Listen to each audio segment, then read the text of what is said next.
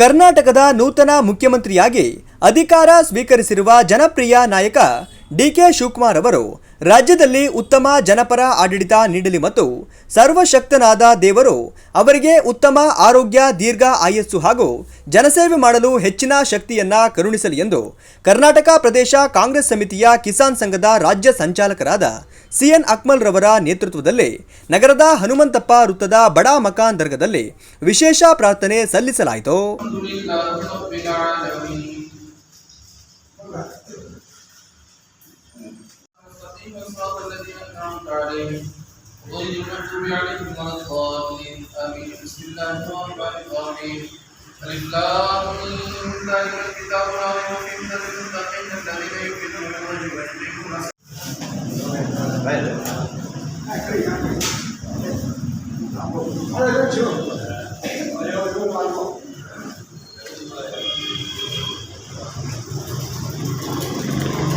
KPCC Kisan ಸಂಘದ ರಾಜ್ಯ ಸಂಚಾಲಕರಾದ CN Akmal ರವರು ಪ್ರಾರ್ಥನೆ ಸಲ್ಲಿಸಿ ಮಾತನಾಡಿದ ಅವರು, ಡಿಕೆ ಶಿವಕುಮಾರ್ ಅವರು ಮೊದಲ ಬಾರಿಗೆ ಸಿಎಂ ಆಗಿ ಅಧಿಕಾರ ವಹಿಸಿಕೊಂಡಿದ್ದಾರೆ.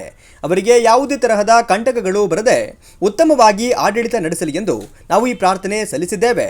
ಆದರೆ ಇತ್ತೀಚೆಗೆ ಸಚಿವರೊಬ್ಬರು ರಾಜೀನಾಮೆ ನೀಡಿ ಹಿಂಪಡೆದಿದ್ದು ಮತ್ತೊಬ್ಬರು ರಾಜೀನಾಮೆ ನೀಡುತ್ತಾರೆ ಎಂಬ ವದಂತಿಗಳು ಹರಡುತ್ತಿರುವುದು ಸರಿಯಲ್ಲ.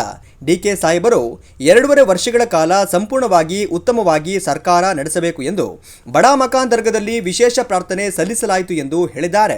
ಕರ್ನಾಟಕ ರಾಜ್ಯ ಸರ್ಕಾರದ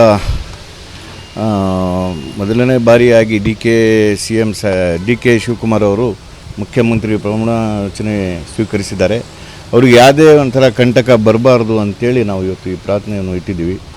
ನಮ್ಮ ಜೊತೆಯಲ್ಲಿ ಎಲ್ಲ ಸ್ನೇಹಿತರು ಈ ಥರ ಮಾಡಿದ್ರೆ ಒಳ್ಳೆಯದಾಗುತ್ತೆ, ಡಿ ಕೆ ಸಾಹೇಬರಿಗೆ ಮತ್ತು ಈ ರಾಜ್ಯದ ಜನತೆಗೆ ಒಳ್ಳೆಯದಾಗುತ್ತೆ ಅಂತ ಹೇಳಿದ್ದಕ್ಕೆ ನಾವೆಲ್ಲರೂ ಒಂದು ಇದು ಮಾಡಿಕೊಂಡು ಅವ್ರಿಗೆ ಪ್ರಾರ್ಥನೆ ಮಾಡೋಕ್ಕೆ ಬಂದಿದ್ದೀವಿ. ಯಾವುದೇ ಒಂದು ಕಂಟಕ, ಈಗ ಅವ್ರ ಪ್ರಮಾಣ ವಚನ ಸ್ವೀಕರಿಸಿದ ನಂತರ ಅವ್ರು ರಾಜೀನಾಮೆ ಕೊಡೋದು, ಇವ್ರು ರಾಜೀನಾಮೆ ಕೊಡೋದು ಅಂತ ಬಂತು. ಹಾಗಾಗಿ ನಾವು ಅವರಿಗೆ ಈ ಸಂದರ್ಭದಲ್ಲಿ ಬೇಡ್ಕೊಂಡಿದ್ದೀವಿ, ಅವ್ರಿಗೆ ಚೆನ್ನಾಗಾಗಲಿ, ಈ ರಾಜ್ಯದ ಜನತೆಗೆ ಚೆನ್ನಾಗಾಗಲಿ, ಅವ್ರು 2 ವರ್ಷ ಸಂಪೂರ್ಣವಾಗಿ ಸರ್ಕಾರ ನಡೆಸಲಿ ಅಂತೇಳಿ ನಾವು ಬೇಡ್ಕೊಂಡಿದ್ದೀವಿ. ಪ್ರದೇಶ ಕಾಂಗ್ರೆಸ್ ಸಮಿತಿಯ ಕಿಸಾನ್ ಸಂಘದ ಸದಸ್ಯರು ಹಾಗೂ ಮುಸ್ಲಿಂ ಬಾಂಧವರು ಹಾಜರಿದ್ದರು.